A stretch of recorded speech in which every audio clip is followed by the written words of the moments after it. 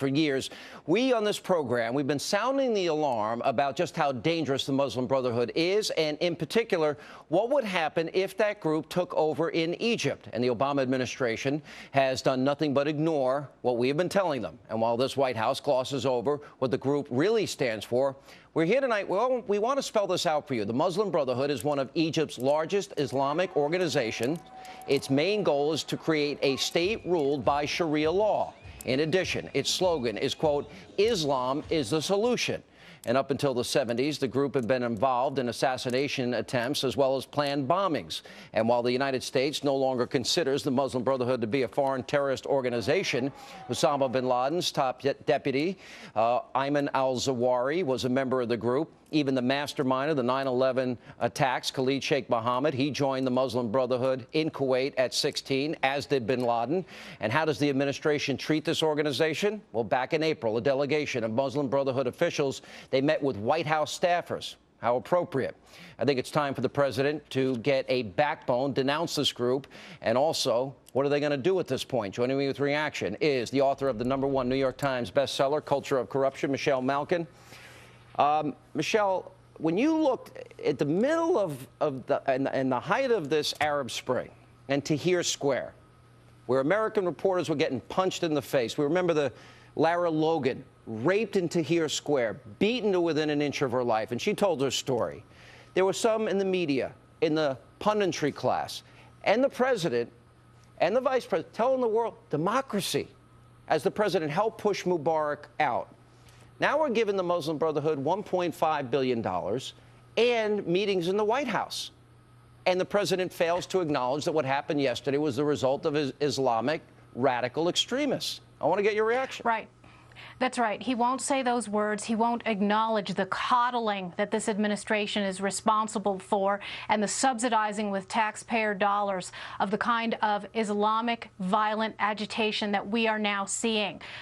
Keep in mind that the political arm of the Muslim Brotherhood, the so-called Freedom and Justice Party, is the one that's instigating now all of these so-called peaceful protests that are going to erupt from now through Friday, through next Friday, and every Friday, because every Friday in the jihad world, it's Riot Friday against anything anti-Western. Pretext is the word of the day, the word of the century here, because any perceived insult that can be exploited to castigate, to demonize, and to provoke violence against the West is the agenda of this group, Muslim Brotherhood, and all of its affiliates. Jihad is our way as part of their official slogan.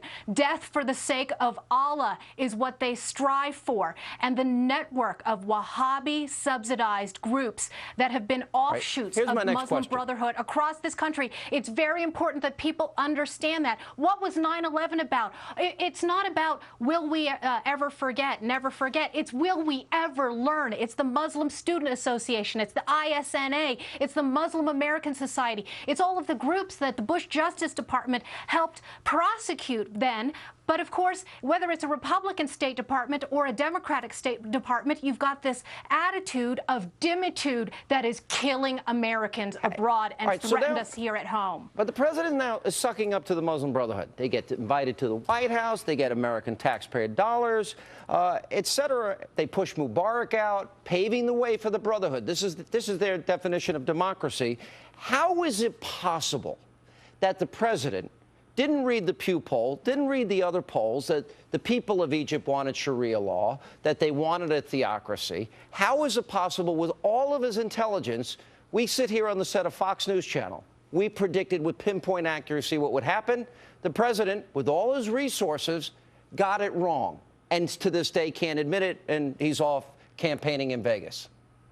Well, it's willful and deliberate whitewashing of the civilizational threats that face us. And I was completely disgusted by the clip that you showed at the beginning of your show, Sean, because These optics suck, White House. I mean, we have 4 Americans who are dead, who were butchered and slaughtered because this administration did not have the foresight to fortify these embassies on the 11th anniversary of 9/11. And there he is with all of his fanboys and fangirls in Vegas raising money while they scream, "I love you," in the middle of an international crisis. And how about his statement this afternoon in the Rose Garden? He couldn't muster up a single flash of anger or outrage that these Americans are dead now. Tough day. Woe is me. The bloodlessness of his statement makes my blood boil, and it should make every American's blood boil, especially in this week, which was a tough week for all of the 3,000 families of the people who died on 9/11. This is why everybody's blood should be boiling. Everybody. Because for 9.5 hours, the official position of the Obama administration State Department was an official apology to the people that breached our embassy and ripped down our flag. And he said, and we apologize to them? We apologize to them? Their knee-jerk response is, it's whitewash. It always has been whitewash. What did the State Department do? What did the U.S. Embassy do after they were caught with this ridiculous statement that the White House cut and ran from? They tried to delete it. And thanks to social media, we had it at our site at twitchy.com, those deleted tweets that they tried to bury down the memory hole. And then we have this feckless lapdog media that's conspiring to make this whole issue about Romney instead of about Obama. It's on his hands. The buck stops with you, buddy.